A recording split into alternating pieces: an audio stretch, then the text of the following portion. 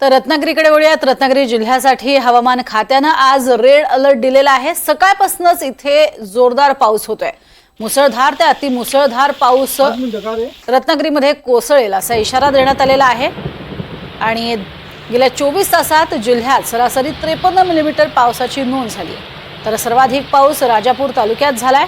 राजापुरात 119 millimetre पावसाची नोंद झाली आहे। तर दरम्यान आज सकाळी पावसाने थोडीशी विश्रांती घेतली आणि त्यानंतर पुन्हा एकदा पाऊस सुरू झालाय। रत्नागिरीतल्या काजळी नदी परिसरातनं या सगळ्याचाच आढावा घेतलाय आमचे प्रतिनिधी राकेश गुडेकर यांनी। रत्नागिरी जिल्ह्यात सध्या पावसाची संततधार सुरू आहे। आपण सध्या आहोत ते रत्नागिरीतील काजळी नदी या परिसरामध्ये आहोत।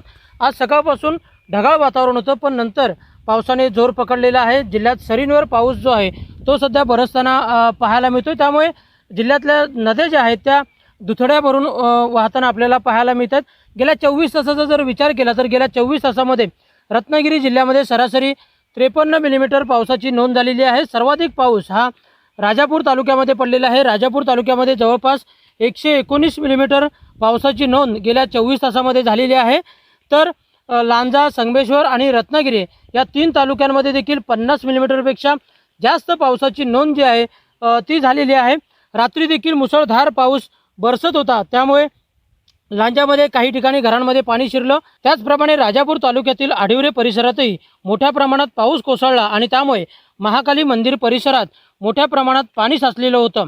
रात्रभर पावसाची रिमझिम जी आहे ती सुरू होती। आज सकाळी मात्र पावसाने काहीशी विश्रांती घेतली होती, पण काही वेळाने पाऊस सुरू झाला आणि सध्या पावसाची बरसात जी आहे ती संपूर्णतः रत्नागिरी जिल्ह्यात सुरू असलेली पाहायला मिळते। आज रेड अलर्ट आहे, तर उद्या आणि परवा देखील ऑरेंज अलर्टचा इशारा हवामान खात्याकडून देण्यात आलेला आहे। त्यामुळे नागरिकांनी सावधानता आणि सुरक्षितता बाळगावी असं आवाहन जिल्हा प्रशासनाकडून करण्यात आलेलं आहे। राकेश गुडेकर, NDTV मराठी, रत्नागिरी।